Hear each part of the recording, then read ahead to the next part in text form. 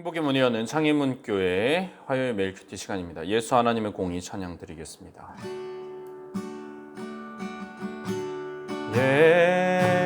예수 하나님의 공의 수독생자 그의 나라 임하시네.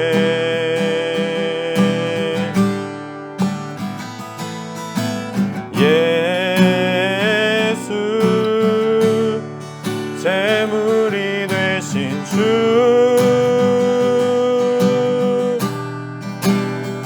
영광 중에 그의 나라 임하시네.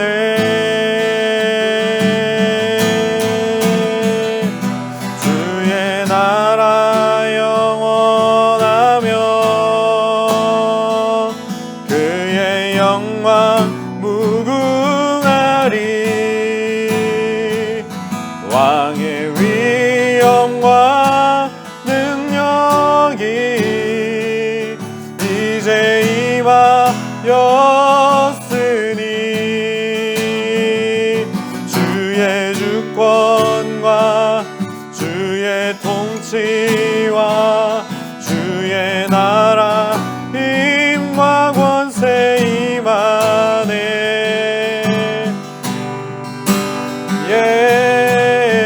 예수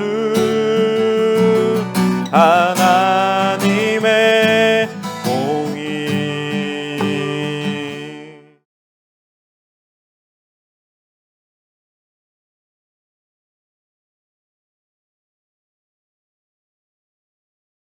제29장. 슬프다. 아리엘이여, 아리엘이여, 다윗이 진친 성읍이여, 해마다 절기가 돌아오려니와 내가 아리엘을 괴롭게 하리니 그가 슬퍼하고 애곡하며 내게 아리엘과 같이 되리라.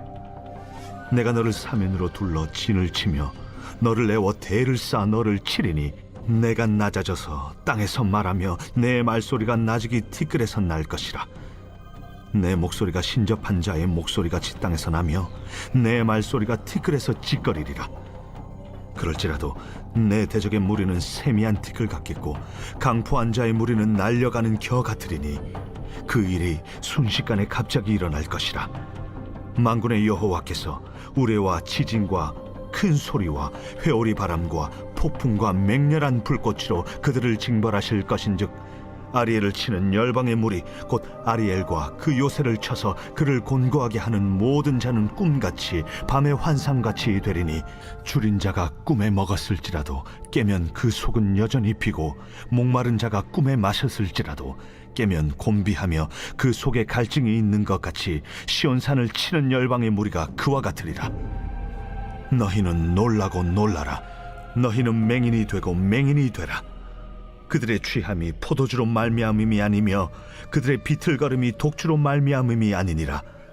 대저 여호와께서 깊이 잠들게 하는 영을 너희에게 부어주사 너희의 눈을 감기셨음이니 그가 선지자들과 너희의 지도자인 선견자들을 덮으셨음이라.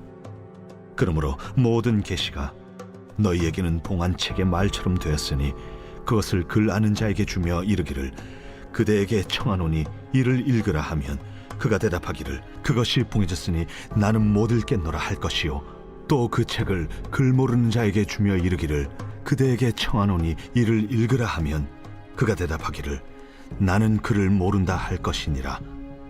주께서 이르시되 이 백성이 입으로는 나를 가까이하며 입술로는 나를 공경하나 그들의 마음은 내게서 멀리 떠났나니 그들이 나를 경외함은 사람의 계명으로 가르침을 받았을 뿐이라.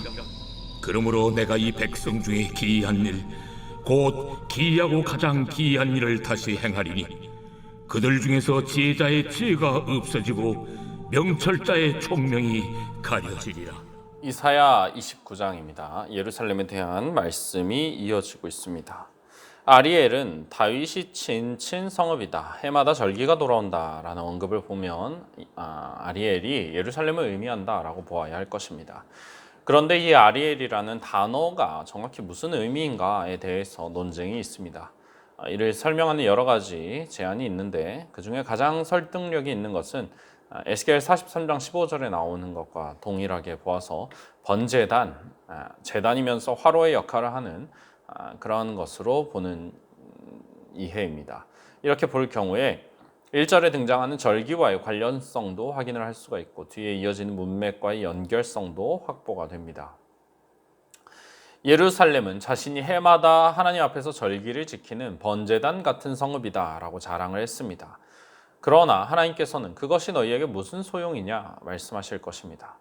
하나님 말씀을 지키지 않으면서 종교적인 행위만 지키는 예루살렘은 하나님을 기쁘시게 할 수 없습니다. 또 예루살렘은 자신들이 다윗이 진친 성읍이라고 자랑했습니다. 그러나 하나님께서는 그것으로도 예루살렘을 기뻐하지 않으십니다. 하나님께서 기뻐하신 사람인 다윗의 성읍이기 때문에 하나님께서 우리를 좋게 여기시리라 그렇게 생각을 했는데 하나님께서는 그런 혈통으로 과거로 예루살렘을 의롭게 여겨주시지를 않습니다. 의식을 반복하고 과거의 유산에 기대는 그런 모습으로 하나님을 만족시킨다? 있을 수 없습니다. 하나님께서는 그런 것들에 진심이 담겨 있지 않다면 귀하게 여기지 않으십니다. 해마다 절기를 아무리 지켜봐라 소용이 없다 말하고 있습니다. 하나님께서는 내가 아리엘을 괴롭게 하겠다고 말씀하십니다. 아리엘이 먼저 하나님의 마음을 괴롭게 했기 때문에 하나님께서도 그를 그렇게 대하시는 것입니다. 아리엘은 슬퍼하고 애곡하며 하나님께 번제단 같이 될 것입니다. 그때에 그들은 정말로 진정한 제물처럼 될 것입니다.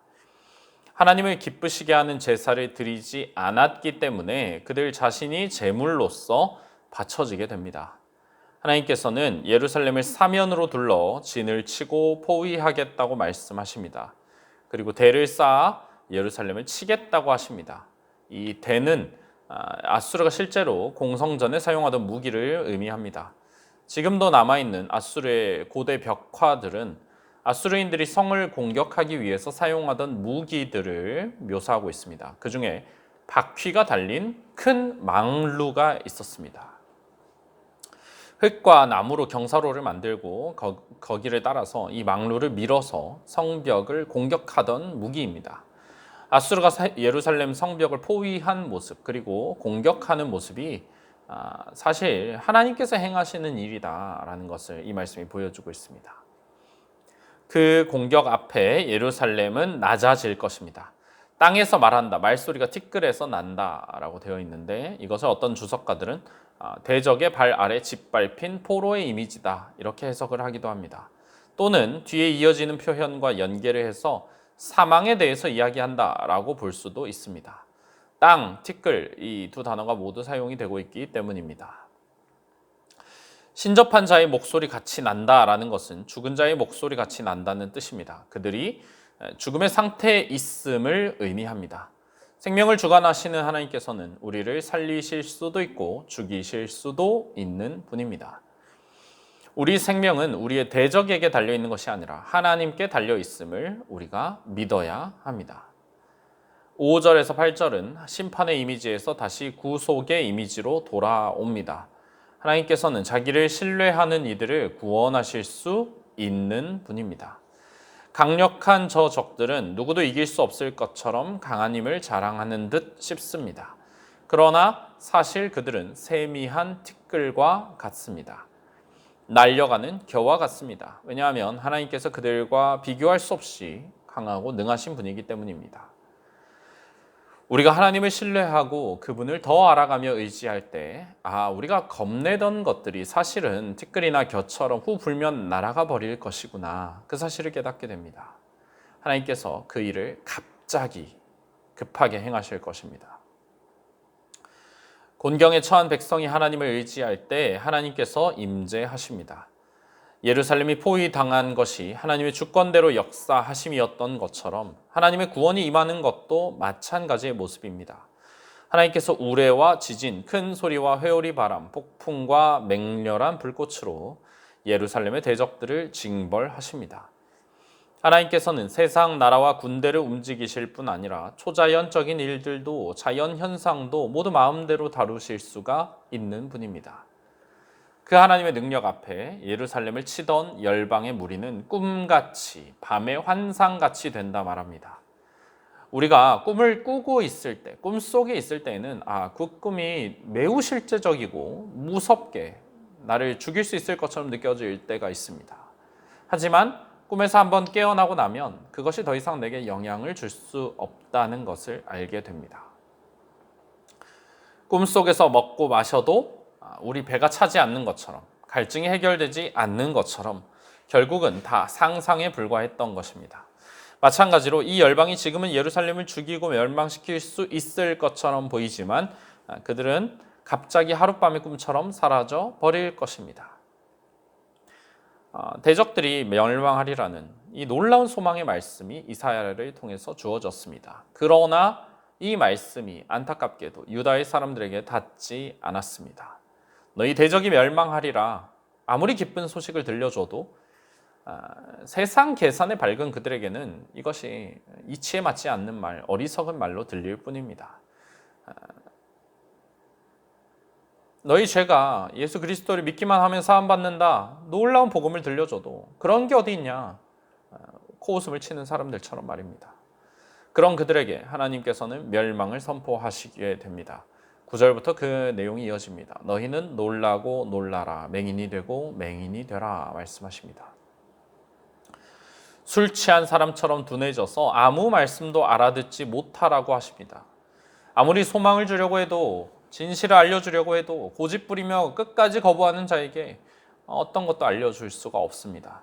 말씀을 듣기 거부하는 자는 결국 말씀을 알아듣지 못하게 될 것입니다. 하나님께서 깊이 잠들게 하는 영을 그들에게 부으신다 말합니다. 영적으로 둔감하게 만드는 이 영이 부어지는데 선지자들과 선견자들을 덮습니다. 그러면 무슨 일이 일어납니까? 하나님 말씀 전하는 이들이 무감각해지기 때문에 더 이상 백성들을 깨우는 하나님의 말씀이 전달되지가 않습니다. 하나님과의 연결고리가 완전히 끊어지게 되는 것입니다. 우리가 이 말씀을 성령께서 임하신 신약시대에 동일하게 적용을 할 수는 없겠지만 지금도 하나님의 말씀을 대언하고 있는 말씀 사역자들이 있습니다. 그들에게 이런 일이 일어나게 된다면 어떤 결과를 보게 될까요? 참담할 것입니다. 사람들이 하나님의 말씀을 듣는 대신에 거짓 말씀, 사람의 말, 사람으로부터 나온 그런 계시를 듣게 되는 것입니다. 하나님께서 이렇게 그들을 둔하게 만드실 때 모든 계시가 봉인된 책 속의 말처럼 되어버린다 말하고 있습니다. 사람들이 그를 아는 자에게 이 책을 읽어달라, 우리가 알고자 한다 말하겠지만 그들은 이것이 봉인되어 있어서 우리가 읽을 수 없다고 말할 것입니다. 이사야가 똑똑하게 밝히 본 이 모든 계시는 이 사람들에게는 봉인된 두루마리와 같이 여겨집니다. 전혀 이해를 할 수가 없게 됩니다. 예수님의 말씀을 들어도 이해하지 못했던 사람들처럼 말입니다. 성경을 우리가 펴서 읽을 수는 있어도 그 안에 담긴 하나님의 깊은 의미를 전혀 이해하지 못할 수가 있습니다. 하나님을 경외하지 않는다면, 하나님을 알려고 하지 않는다면 그렇게 됩니다. 그를 모르는 자에게 찾아간다면 나는 그를 모른다, 읽어줄 수 없다 할 것입니다. 하나님의 계시를 전달할 자가 완전히 없습니다. 이것은 참으로 무서운 일입니다. 우리가 하나님의 뜻을 전혀 깨닫지 못하고 따를 수도 없다. 그러면 남은 것은 멸망뿐입니다. 하나님께서는 이 백성이 입으로는 나를 가까이 하며 입술로는 나를 공경하나 그들의 마음은 내게서 멀리 떠났다라고 말씀하십니다. 이 사람들이 겉으로 보이는 형식으로 하나님을 버린 것은 아니었습니다. 그러나 그들의 진심이 하나님을 향해 있지 않았습니다. 그들은 하나님 말씀을 계시로 가르침 받은 것이 아니라 사람의 계명으로 가르침 받았을 뿐입니다. 이런 사람 중심의 종교, 하나님을 절대 기쁘시게 할 수가 없습니다. 그러므로 하나님께서 기이한 일을 행하실 것인데 지혜자의 지혜가 없어지고 명철자의 총명이 가려질 것입니다. 전심으로 하나님을 알려 하는 올바른 경외심이 없다면 아무리 지혜로운 자라고 하더라도 그 지혜는 없어질 것입니다. 총명이 가려집니다. 하나님의 계시를 제대로 이해하지 못합니다. 하나님께서는 그들을 부끄럽게 만드실 것입니다. 이사야와 같이 겸손하게 하나님을 구하는 자, 하나님의 도우심을 바라는 자, 그런 자가 하나님의 계시를 깨닫고 하나님의 뜻대로 행할 수가 있는 것입니다. 바라기는 우리가 이러한 자가 되기를 소망합니다. 주신 말씀을 기억하며 기도하시겠습니다.